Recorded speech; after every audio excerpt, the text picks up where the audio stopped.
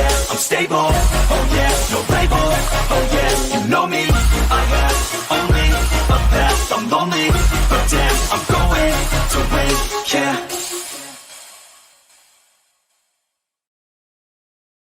What is up, everybody? Happy Wednesday. I always want to say Thursday because we did so many OVF trainings on Thursday nights. It's like ingrained in my brain. So I'm glad I didn't screw it up. But happy Wednesday, everybody. Welcome out, welcome out. As you're coming in, drop where you're coming in from, what you're excited about. The guest here tonight is somebody I've known for a little while. I've actually been featured on his podcast. We've worked behind the scenes to help veterans together. And I'm really, really excited to bring this gentleman to you guys here today and have a conversation with him that I already know is going to drop immense value for you, especially if you're a veteran, and especially if you're a veteran who has suffered and understands PTSD, homelessness, alcoholism, drug addiction, and so many of the other things that our community, the veteran community, deals with on like a pandemic level. And every day. And so I'm really excited to have this guest out. Before we do, we always have a little bit of housekeeping we got to run over. And so let's get to it. As you guys can see, we are streaming right now on YouTube. If you are not currently subscribed to the YouTube channel, go ahead and do that. We're going to be dropping tons of weekly value. We're actually upping the things behind the scenes. So you're going to see even more than just once a week, which we're rocking right now. But we'll definitely have you once a week, having at least one interview, 30-minute interview every single week with somebody who is out there creating success for themselves. And that's the whole purpose of this show, right? Is I have the amazing opportunity with the network that I have and the business that I've built to talk to a lot of amazing people, to get the behind the scenes look of what they've created, who they are, and how they got there. And for me, I feel like it's a take from the entire world to keep all that value to myself. And so the purpose of this show is to share that value with you as well.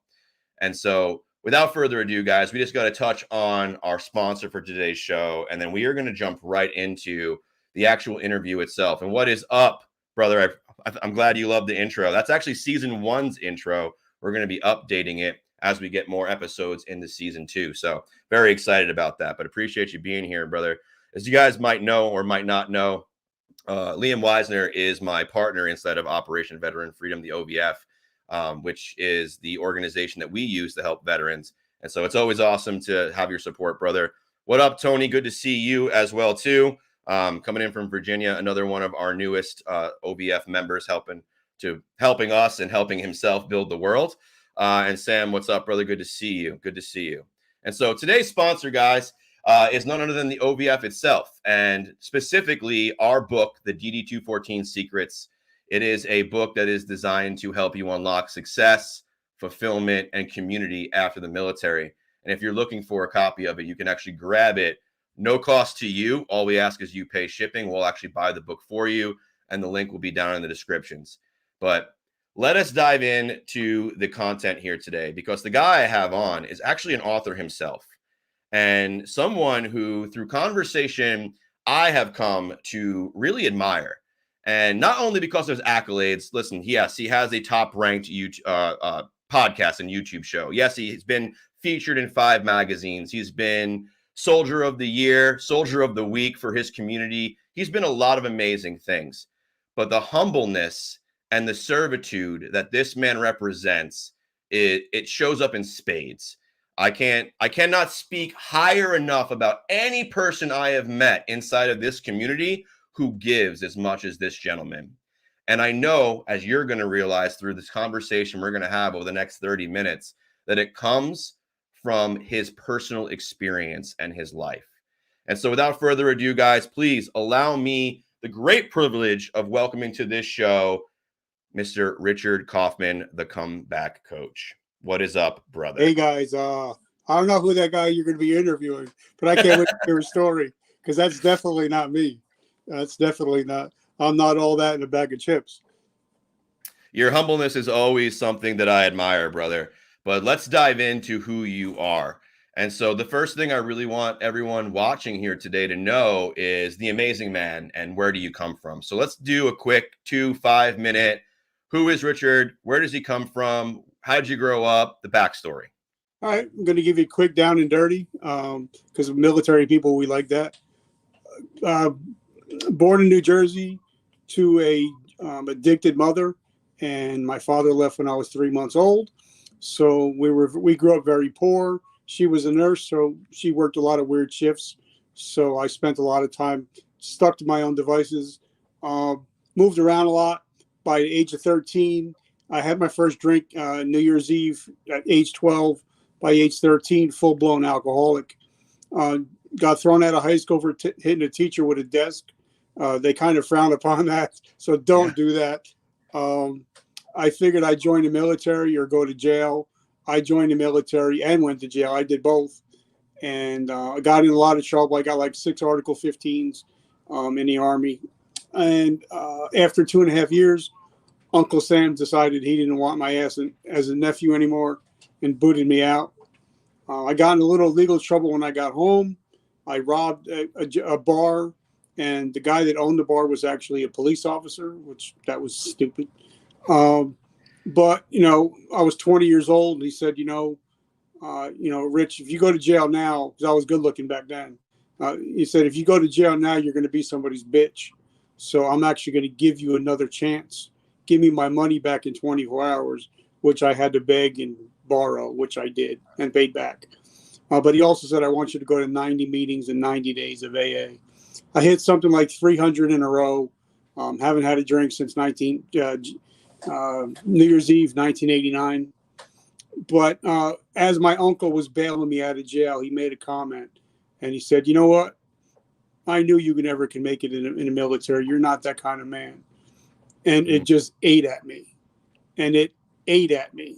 So I'm probably the only guy you'll ever meet that got thrown out of the military and talked his way back in.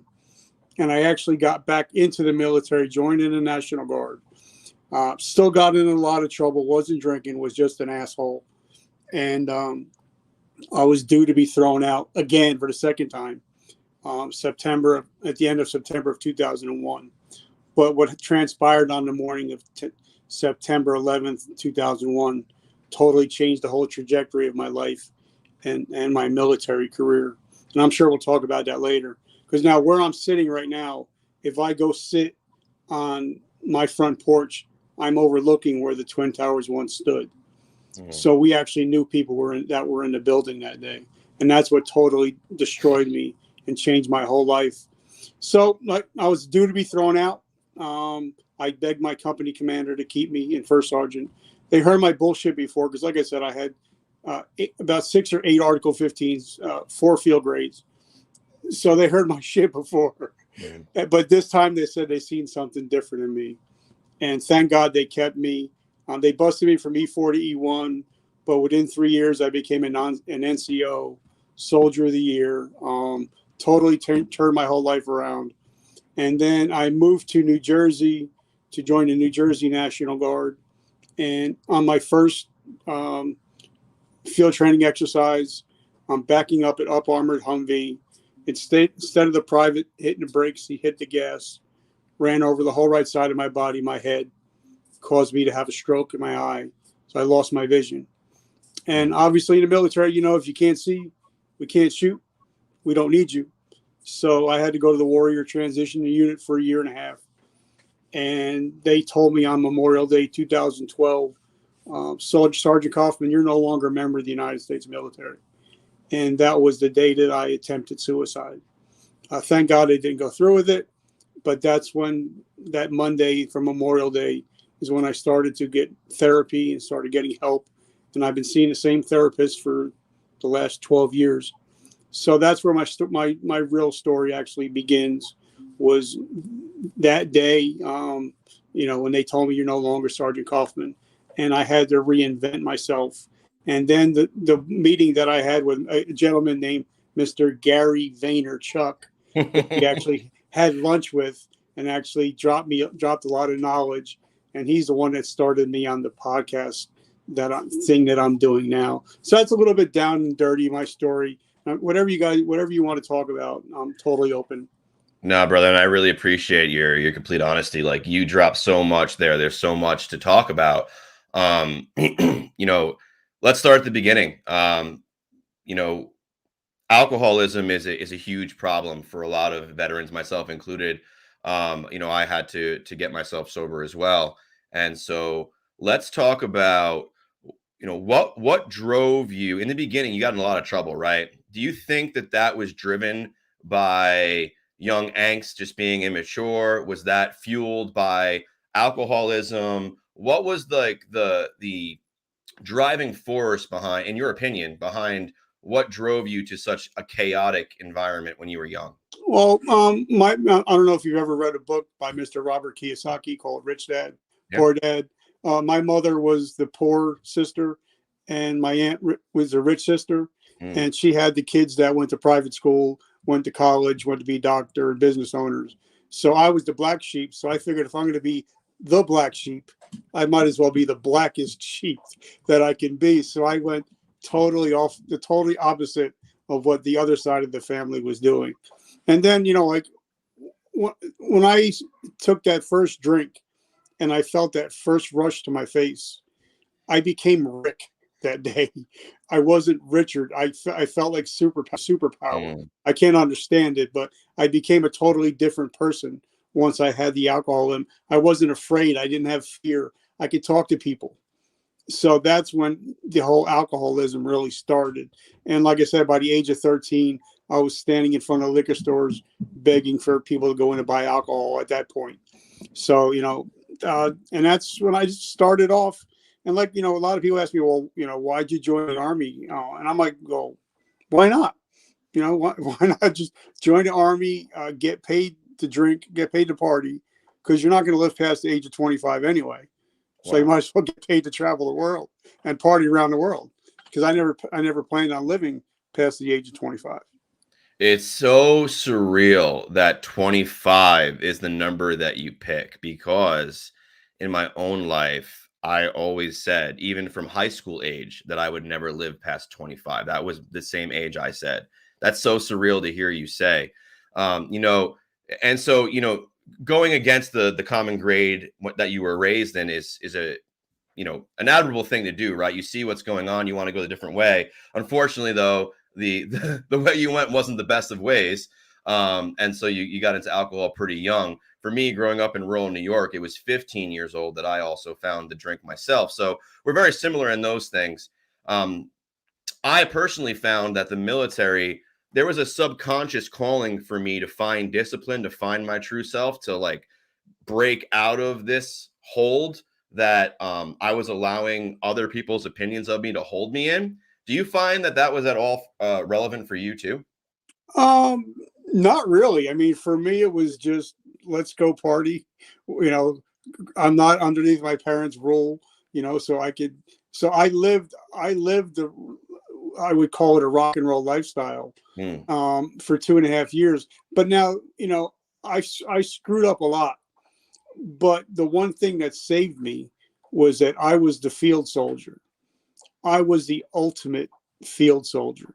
You put me in the field, you want me to stay up 3, 4 days straight, you want me to hop 8, 10 tanks, let's do it. Let's get dirty, let's get nasty. I was the dog. So I Got was it. but when you put me in the rear with the gear, that's when I got bored and ADD kicked in, and that's when all hell broke loose. So I think, being the ultimate soldier for that 2.5 years in the field saved me for a little bit, but it only held on for so long. Got it.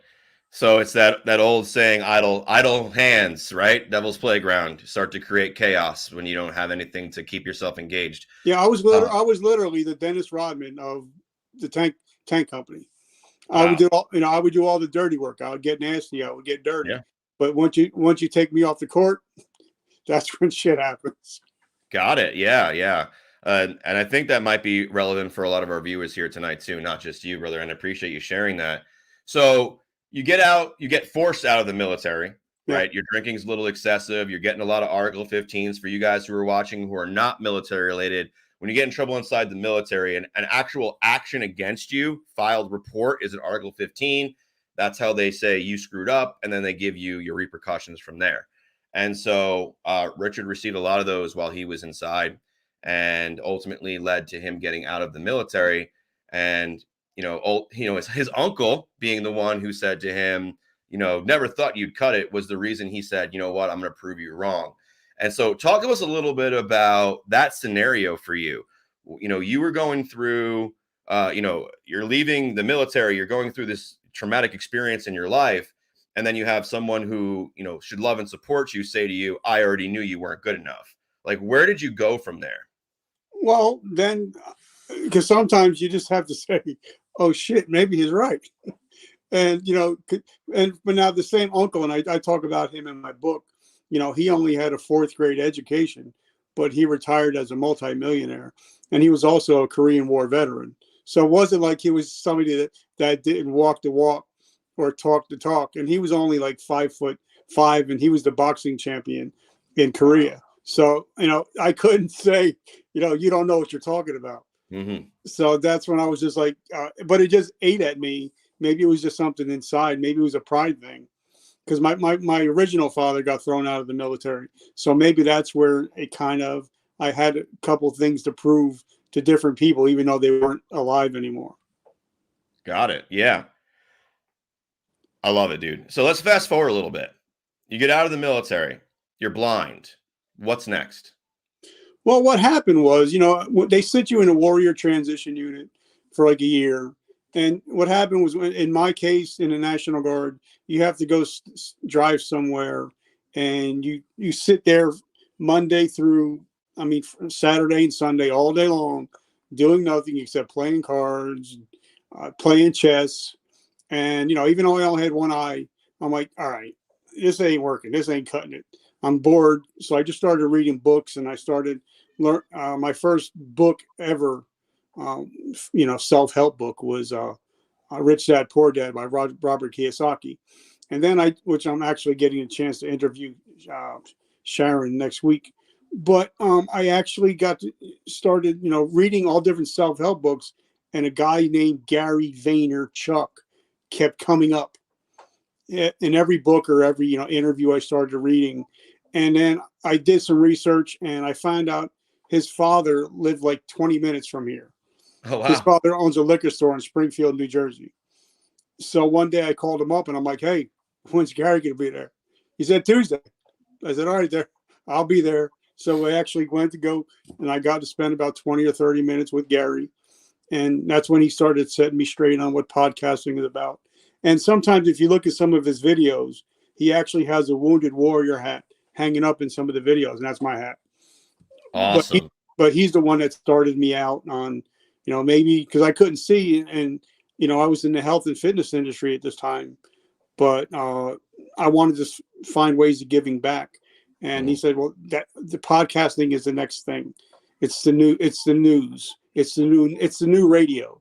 Yep. So that's when I started, picking up all his books, and I'm reading for the 6th time today, actually, the book we talked about last night, Jab, Jab, Jab, Right Hook.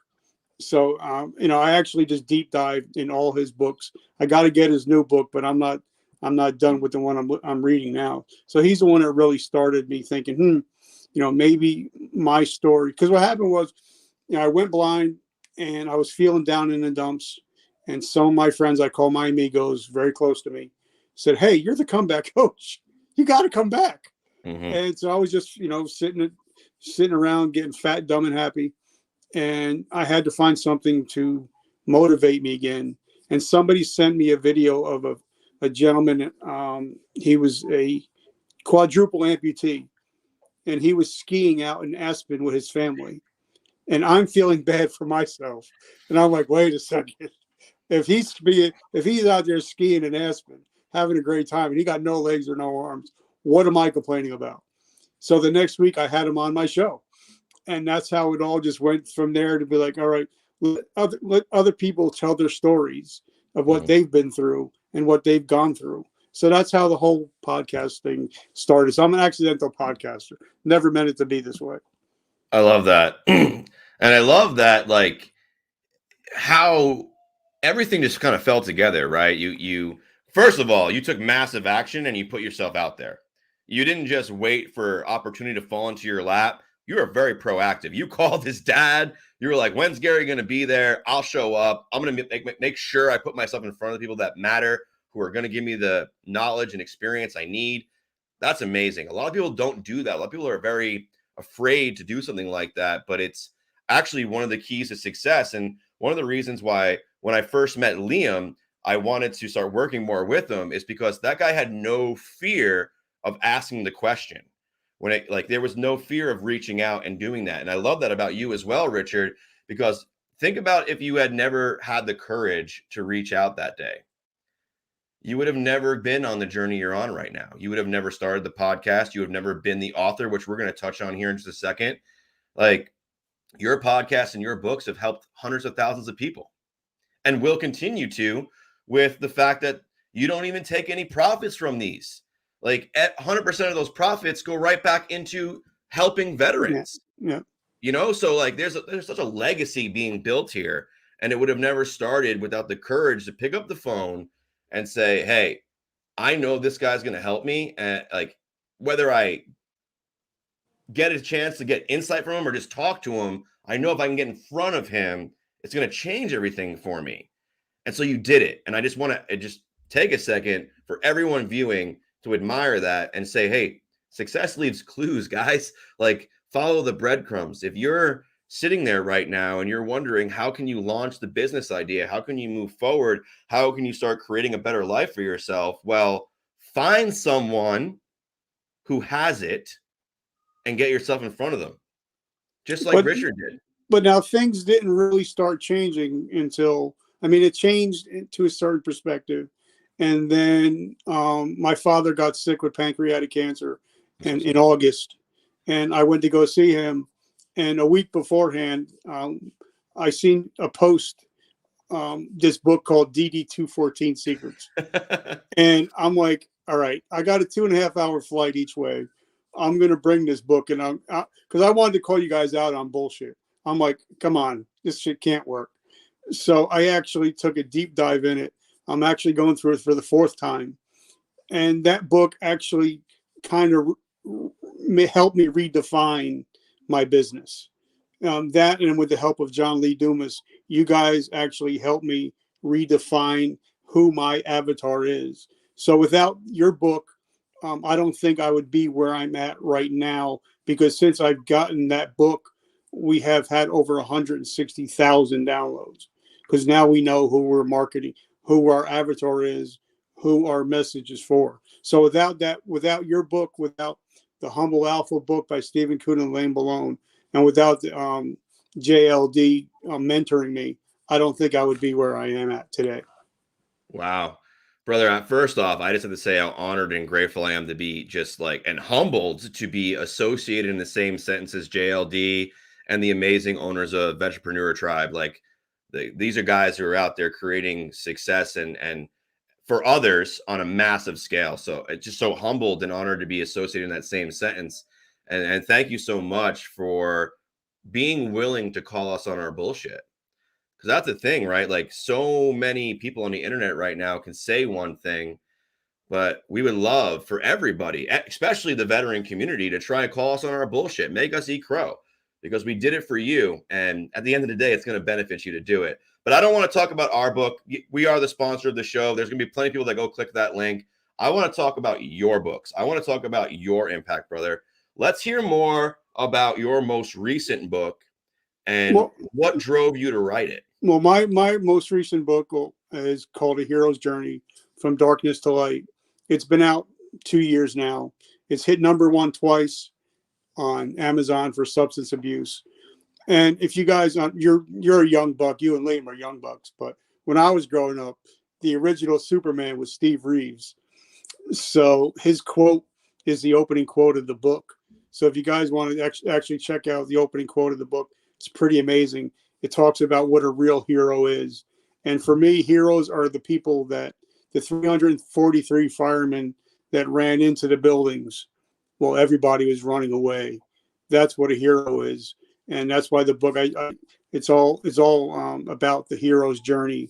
It talks about my story, which I'm definitely no hero, but the reason I wrote it is because I wanted to tell my story, but at the end of each chapter, I wanted to have a teaching moment.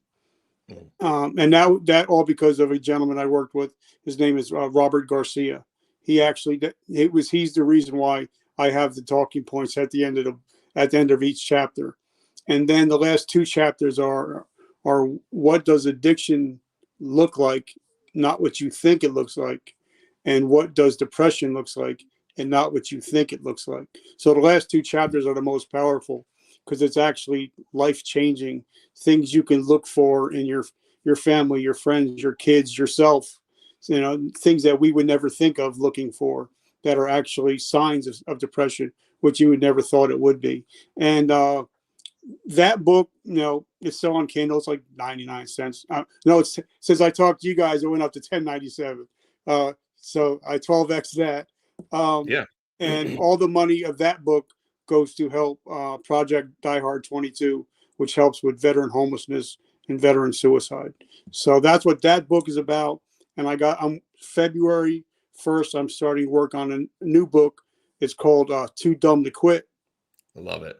And a story of resilience. And it's going to have all the stories from the podcast from different people. And that's going to be a for-profit, because I can't pour from an empty cup. I can't give 100%. I can't give away if I don't have anything to give.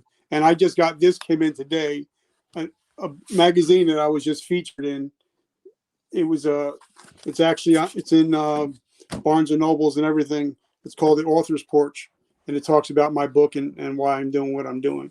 It's not to brag on me at all, because I'm not that guy. I'm not the big brag guy.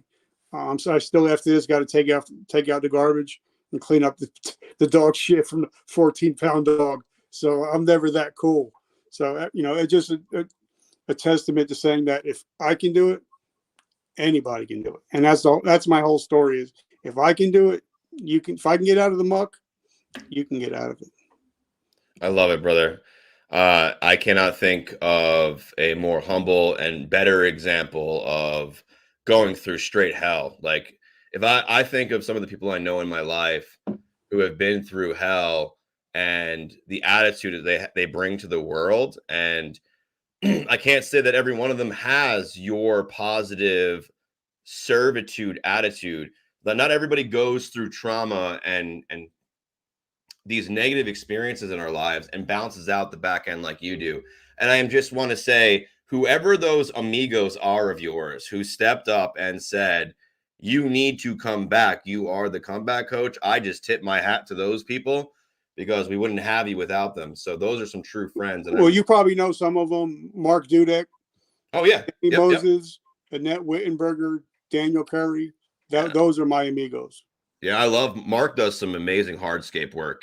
I mean, I see some of the posts that you guys do for him. It's absolutely phenomenal. You do really surround yourself with people who, much like yourself, pursue excellence, right? Even if you guys were given, and I truly believe this, and this is just a hypothetical scenario for those of you guys who are not seeing this, but just listening to this.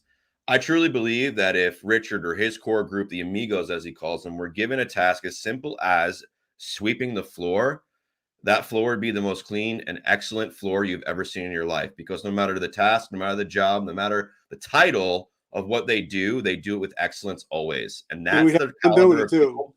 We would have fun doing it. And have fun doing it. I love that. All right, brother. Well, we got about 1 minute. So if you would just give me the opportunity to ask you one last question. And as the viewer, we're going to go a little bit over here tonight, but hopefully you're receiving immense value from Richard, and will allow me to ask him just one last question, because here's the thing. With everything I know about Richard, I would be giving you guys a disservice if I did not ask him this question. Richard, with everything that you do, with resilience, with addiction, with helping people come back from some of the darkest moments of their life.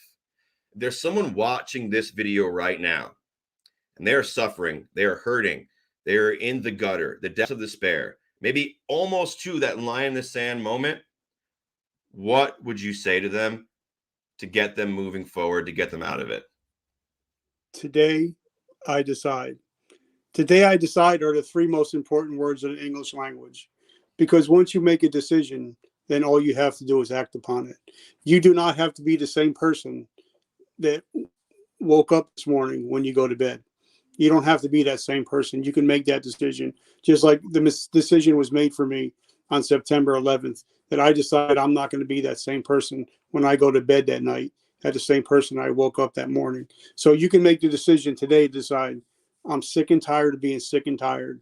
And I want to live the life that God has destined for me. Because everybody has a great destiny. We just have to step into our greatness. I love it, brother. And I just want to say, before I do say the closing remarks, if someone wanted to get a hold of you, if someone wanted to reach out to you, grab a copy of your book, how could they do that? They can check out Vertical Momentum. They could just put that in your Vertical Momentum, put it in your search bar. I'm all over the first 5 pages of Google with Vertical Momentum. Or like Gary Vaynerchuk said, I said, Gary, I'm not leaving here if you don't give me a nugget. He said, I want you to make yourself a hashtag. So if somebody's looking for me, hashtag the comeback coach. It'll come up on everything I've done for the last 7 years. And it's all free. Awesome, brother. So I just want to say thank you so much for providing the immense value that you did here tonight. I know I got to learn some new things about you, which is always really cool and insightful. And I hope that the viewers also received a lot of value from the things that you have experienced and been through. Guys, here's the thing. I look up to Richard. I'll tell you that right now, straight up. No fluff, no nothing else. What this man's been able to accomplish despite adversity, and what he's been able to stay positive through, to me, that right there is everything. And so, guys, if you're dealing with any kind of traumatic, like addiction, traumatic experience, and you're looking for a way to overcome it, then that man's book is something that you need to pick up, you need to read, you need to be a part of, and it's really just be a part of his ecosystem. Richard is constantly posting content. He's constantly posting episodes. He's very, very active on his social media sites. So you'd be doing yourself a huge favor to friend him, to link up with him on all the sites he's on, and really just dive into his ecosystem. Because much like myself, my business partner, and a lot of my OVF veterans, we really love Richard and everything he stands for and everything he promotes. And we gain a lot of knowledge and experience and inspiration from what he posts. So if you're anything like us, then you're also going to gain benefit from that. So go ahead, link up with Richard. And again, brother, just thank you so much. It's been an honor to just chat with you some more and share you with the audience. Guys, have a fantastic night. Thank you.